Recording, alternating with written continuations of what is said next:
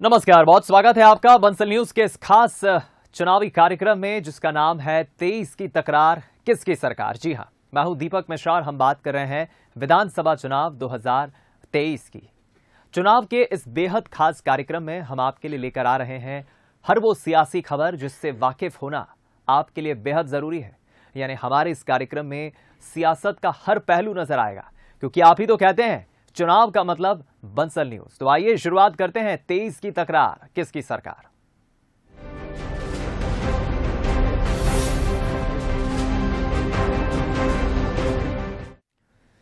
सबसे पहले बात करेंगे हमारे खास सेगमेंट इलेक्शन टुडे की।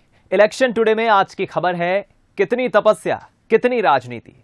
इन दिनों राहुल गांधी की भारत जोड़ो यात्रा मध्य प्रदेश में है। राहुल गांधी ने इस यात्रा को तपस्या बताया है।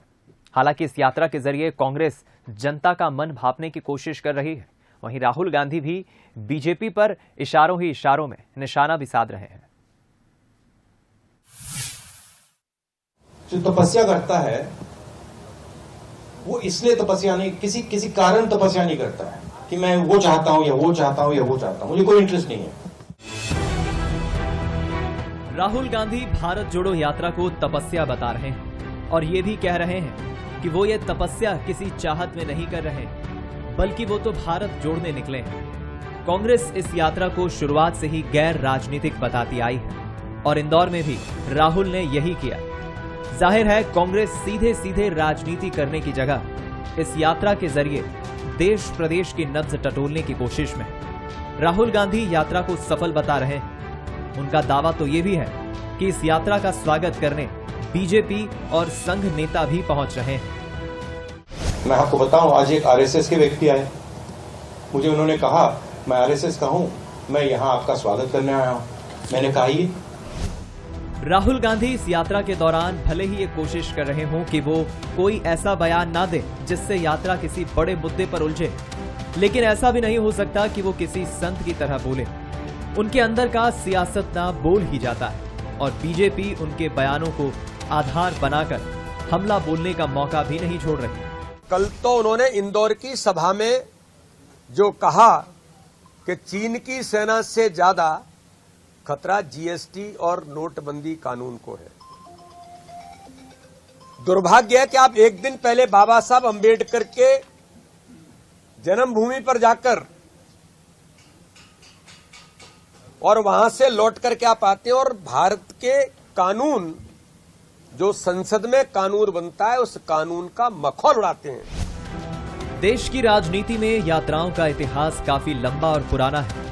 चाहे बात 1983 की समाजवादी नेता चंद्रशेखर की यात्रा हो या फिर इंदिरा गांधी, लाल कृष्ण आडवाणी, राजीव गांधी की यात्रा हो। इन यात्राओं के नतीजे भी क्या रहे ये भी किसी से छिपे नहीं है। हालांकि राहुल की यात्रा तपस्या है या फिर राजनीति, यह आने वाले वक्त में समीक्षा और विश्लेषण का विषय होगा। Bureau report, Bansal news.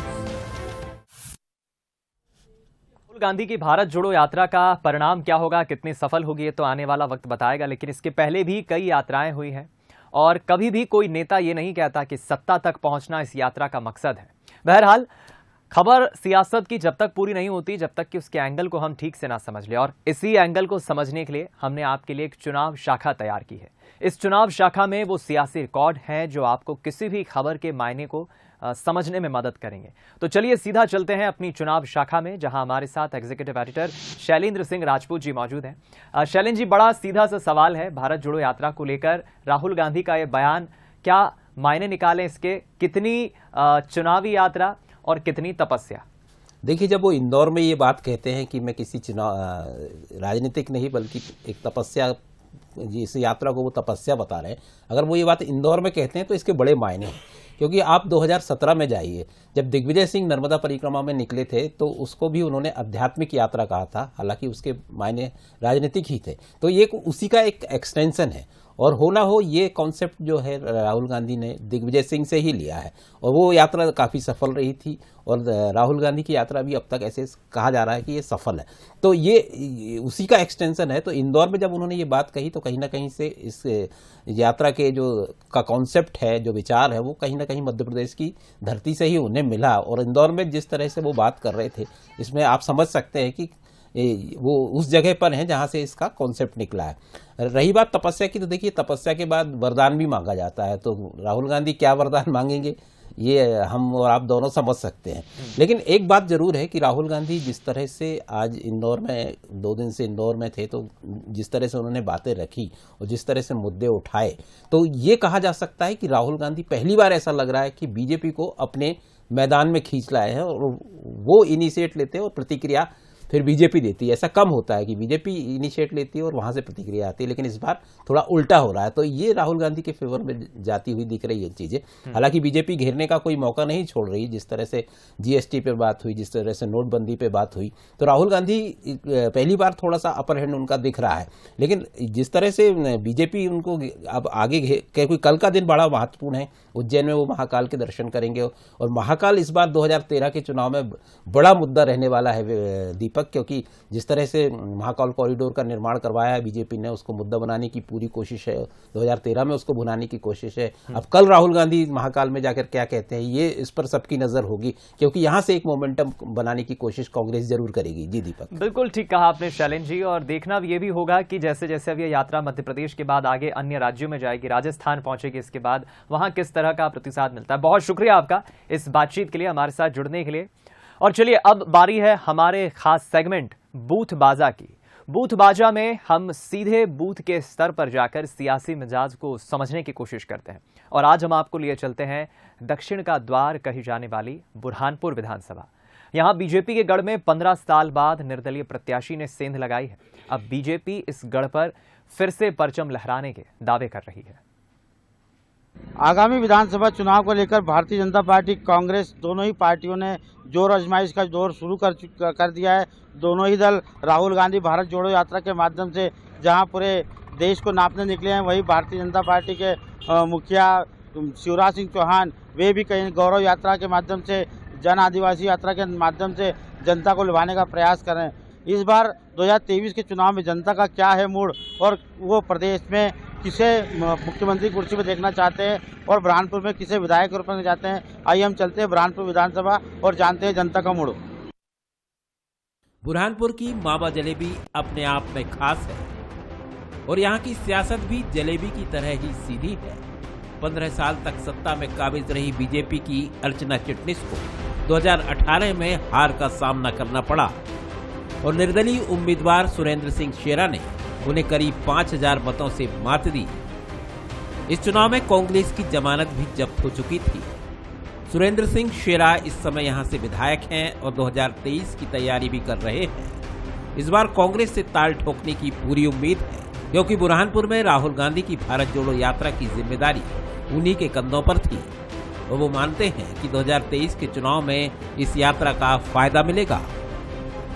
लाखों लोग राहुल जी के साथ पदयात्रा कर रहे हैं। लाखों लोग, हर समाज का, हर उम्र का, हर जात का, हर भाषा वाला राहुल जी के साथ हाथ में हाथ डाल के चल रहा है। ये दिखाने वाला भविष्य राहुल जी का है और राहुल जी की जो सोच है, सबको लेके चलना, सबको मिला के चलना, जोड़ने की जो एक सोच है कांग्रेस पार्टी की, उस सोच के से ही हम आगे बढ़ेंगे। तोड़ के कोई आगे नहीं बढ़ पाएगा। बीजेपी अपनी रणनीति से काम कर रही है, शिवराज सरकार की योजनाएं गिना रही है, साथ ही मौजूदा विधायक की नाकामियों को बताकर 2023 में जीत का दावा भी कर रही है।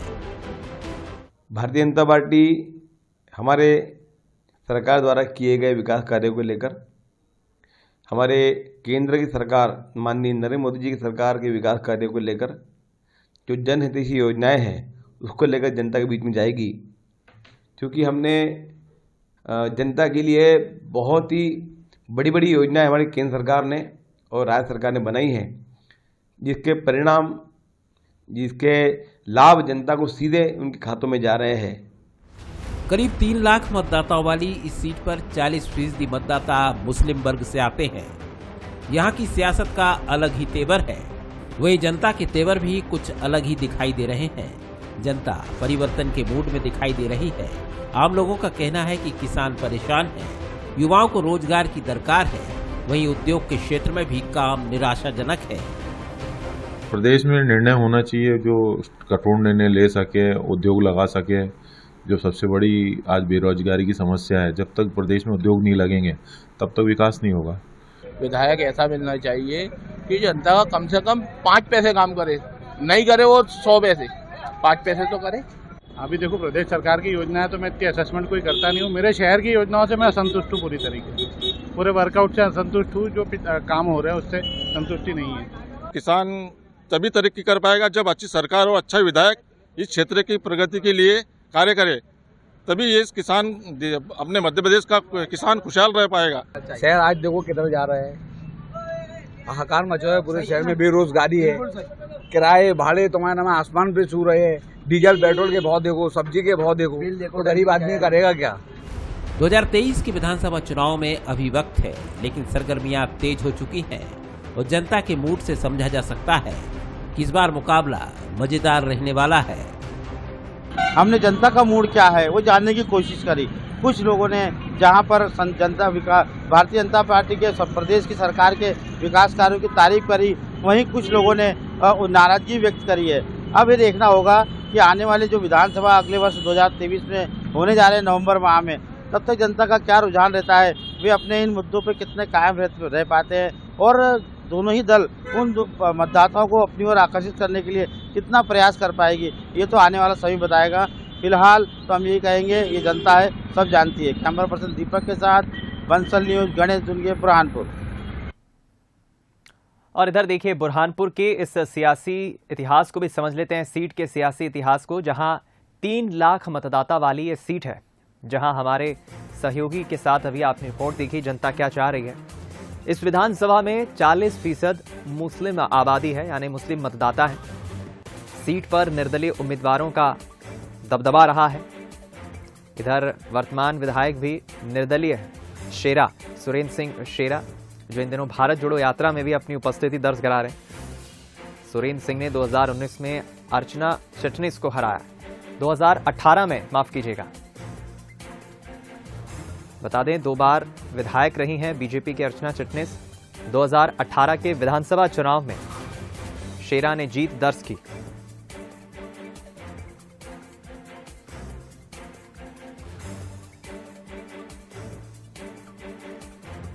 इस बार कांग्रेस की टिकट से चुनाव लड़ सकते हैं सुरेंद्र सिंह शेरा, जिन्होंने 2018 के विधानसभा चुनाव में जीत दर्ज की थी।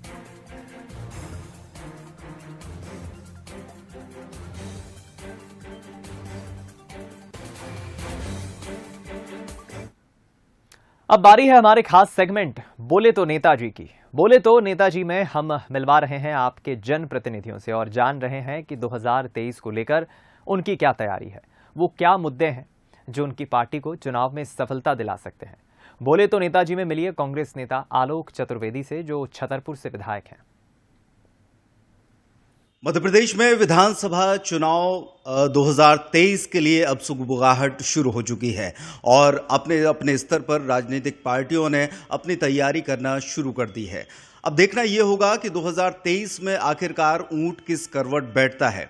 इस मामले में आज हम बात करेंगे छतरपुर के विधायक आलोक चतुर्वेदी जी से कि 2023 में जो चुनाव आने वाला है उसमें आखिरकार ऐसे कौन से मुद्दे होंगे जिनको लेकर वो मैदान पर उतरेंगे। 2023 का चुनाव निश्चित रूप से 1 साल के बाद है। रहा सवाल कि कांग्रेस पार्टी किस मुद्दों के साथ में वहां चुनाव में जाएगी।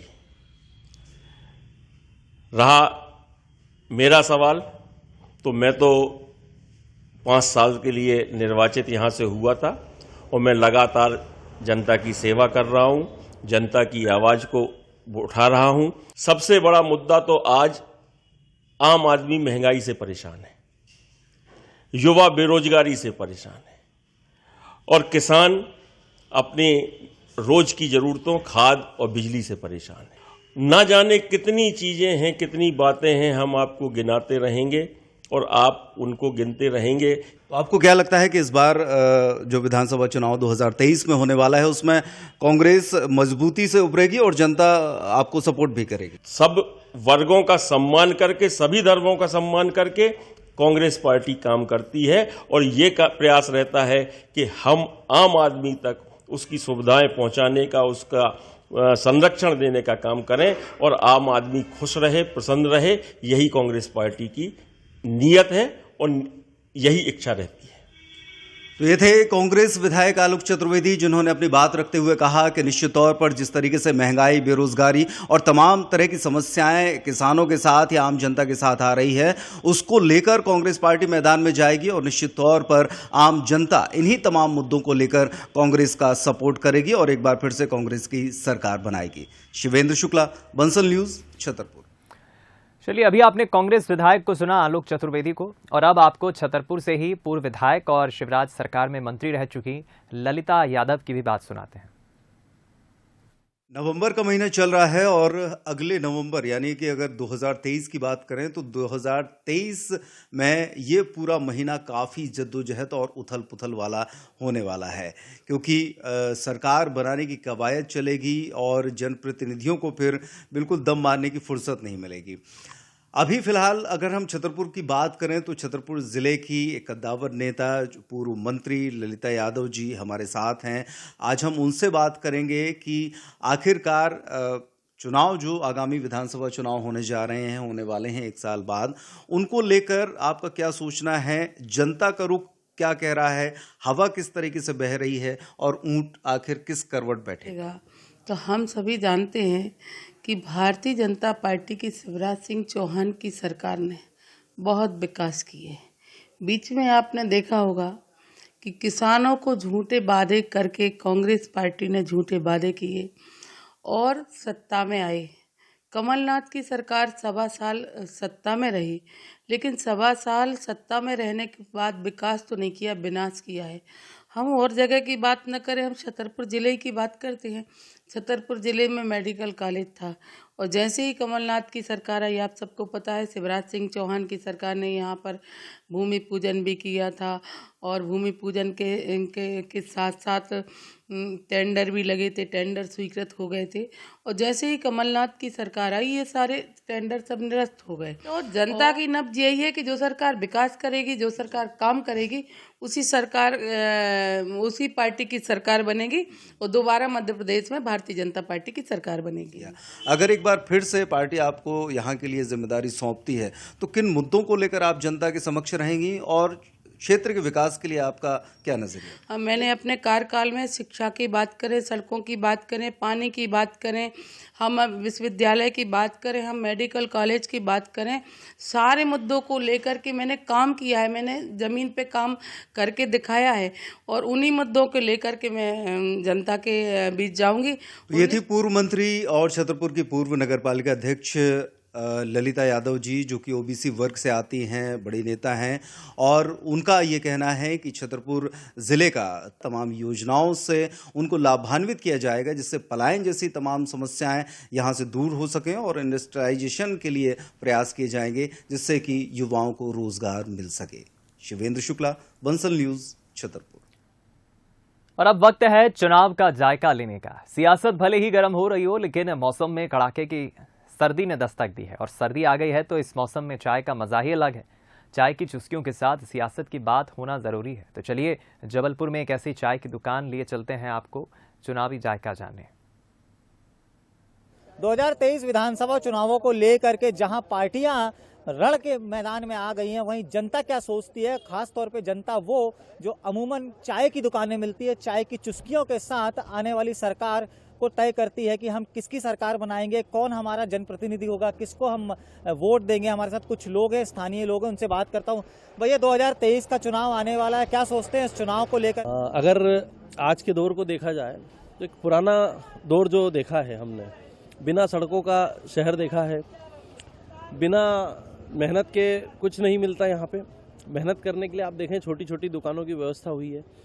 विकास जहाँ पे होगा वहाँ पे अवसर भी मिलेंगे। तो विकास को देखा जाए तो मैं बीजेपी के फेवर में जाऊंगा। कुछ भी इंफ्रास्ट्रक्चर डेवलपमेंट होता है, कुछ ही समय के बाद उसकी गुणवत्ताहीन बहुत बातें होती है, वो चीज़ें सामने आ जाती हैं। उसके साथ साथ रोजगार के साधन बढ़ाने चाहिए, उसके लिए इंडस्ट्रीज वगैरह डेवलपमेंट हो, एयरपोर्ट का विकास हो, ताकि इंडस्ट्रियल जितने भी उसके लोग आना जाना यहाँ करते हैं, तो शहर का विकास, प्रदेश का विकास इन्हीं सब चीज़ों से होता है। डेफिनेटली भारत को बहुत सराहा जाता है, वो हमारी मेडिकल फैसिलिटी हो या कुछ भी हो। हमारे जो बहुत सारे बाहर से विदेशों से स्टूडेंट आते हैं हमारे यहाँ पढ़ाई कर रहे हैं। तो अभी स्पोर्ट्स की अगर बात की जाए तो स्पोर्ट्स के इंफ्रास्ट्रक्चर को ज़रूर डेवलप करने की ज़रूरत है, प्रदेश में हो या राष्ट्र के स्तर पर देखा जाए, क्योंकि जब ओलंपिक्स में देखने जाते हैं तो एक पदक हमको मिल जाता है तो हम बहुत खुश हो जाते हैं, और ये नाकाफ़ी है, क्योंकि हम दुनिया की सबसे बड़ी पॉपुलेशन में से एक आते हैं। तो थोड़ा सा ज़रूरत है इस क्षेत्र में भी विकास करने की, कि खिलाड़ियों के बारे में और सोचा जाए। नो डाउट काम तो हुए हैं, लेकिन कहीं ना कहीं अभी जो अगर रोज़गार के पहलू से देखा जाए तो रोज़गार में बहुत सी संभावनाएं हैं, वो हमारे यहाँ अभी भी उसकी अभाव है। जैसे कि मैं जबलपुर का रहने वाला हूँ, एक टाइम पे ये एजुकेशन हब हुआ करता था, लेकिन अभी देखा जा रहा है कि ये ट्रेंड बदल के metro city Bangalore, Poona, IITs वगैरह में चला गया। अगर एक इंफ्रास्ट्रक्चर चेंजेस कुछ यहाँ पे हों, MP में खासकर हों, तो हमारे लिए रोजगार की उपलब्धता भी बढ़ेगी और साथ ही साथ एजुकेशन बैकग्राउंड भी बढ़ेगा। कुछ नए लोगों के साथ आपके साथ मुखातिब होंगे, तब तक के लिए धन्यवाद। कैमरामैन सुरेन पटेल के साथ अमित सोनी, बंसल न्यूज, जबलपुर। और अब बारी है जन का मन टटोलने की। बंसल न्यूज की टीम पहुंची रतलाम और आम लोगों से उनके मन की बात जानने की हमने कोशिश की और जाना कि वो 2023 विधानसभा चुनाव में क्या चाहते हैं। विधायक तो हम वही चाहेंगे, बाकी हम उनसे यही उम्मीद है कि जो पहले जो काम कर रहे थे उनकी स्पीड बढ़ा के, और जनताओं के बीच में जाना बहुत ज़रूरी है। वो अधिकतर जा नहीं पा रहे हैं उनके बीच में, तो उसमें भी क्या है कि वोटर्स में नाराज़गी है। तो मैं चाहता हूं कि वो अधिकतर मतदाताओं से मिले, उनकी समस्याओं को जाने। काम तो बहुत अच्छा कर रहे हैं, और औद्योगिक में भी अगर हो जाए, बेरोजगारी थोड़ी कम हो तो ज़्यादा अच्छा है। मेरी जो उम्मीद है वो बीजेपी से ज़्यादा है, तो मैं बिल्कुल पूरे हित में चाहता हूं कि भाजपा सरकार बने। और जो मुद्दा है मेरा वो यही है, बेसिक जो सबसे जो टॉप मोस्ट जो मेरा मुद्दा है वो यही है कि रोज़गार बढ़े। पुरानी जो इंडस्ट्री आसपास के क्षेत्रों में जो बंद हो चुकी है उनका निर्माण फिर से चालू हो, वहाँ पर काम फिर से चालू हो, जो लोग बेरोजगार हैं उनको फिर से रोजगार मिले। यही बेसिक मुद्दा जो है यही रहेगा मेरी तरफ से। यहाँ पे जो बेसिक मुद्दे हैं वो सभी को नजर आते हैं, जैसे सड़कें हैं, बोला बहुत कुछ गया है ना, आज सबको दिखती है, रोड पर सभी लोग चल रहे हैं, सारी चीजें हैं, है ना। स्ट्रीट लाइट की अगर बात की जाए तो ऐसे कई एरिया हैं, कई कॉलोनीज हैं, मेरे आसपास की भी ऐसी कई कॉलोनी जैसे मैं गुजरता हूँ, वहाँ पर आज भी स्ट्रीट लाइट वगैरह कुछ है नहीं। तो ऐसे तमाम चीज़ें हैं जो रहे, जो मुद्दे जो थे ये पहले भी रहे थे और आज भी हैं, अभी उसको पूरा फुलफिल कर नहीं पाए ये लोग जो करना चाहिए। पिछली बार भी कांग्रेस की सरकार बनी जरूर थी, लेकिन कांग्रेस में इतनी फूट फजीती है कि मुझे नहीं लगता है कि इस बार फिर से कांग्रेस अपने पैरों पर खड़े हो पाएगी। वो बीजेपी शासन चलाने में सक्षम है और मेरे हिसाब से वही सरकार बनाएगी। फिर एक्चुअल में हिंदुत्व के साथ में विकास का मुद्दा रहेगा। और रही बात भारत जोड़ो यात्रा की, तो वो एक टूरिज्म है राहुल गांधी का। अभी हाल में देखा गया कि जहाँ पर चुनाव है उन दोनों राज्यों को अवॉइड करके वो निकाल रहे हैं, तो इसका मतलब क्या है? मतलब उनको अपनी पार्टी पे भरोसा है ही नहीं। लगातार बीजेपी आना है और विकास के मुद्दे पर ही आना है। अगर रतलाम में भी प्रोग्रेस है तो बीजेपी से ही है। पिछले 2-3 साल कांग्रेस का सरकार के शासन में जाते हो गए, रतलाम का विकास अवरुद्ध हो गया। अभी भी हम यही चाहते हैं कि रतलाम का अगर सर्व विकास होना है, सर्वांगीण विकास होना, रतलाम को आगे चलना है तो बीजेपी को ही लाना और बीजेपी को ही आना है। चलिए इसी के साथ हमारे इस खास कार्यक्रम में फिलहाल इतना ही। दीजिए इजाजत, नमस्कार।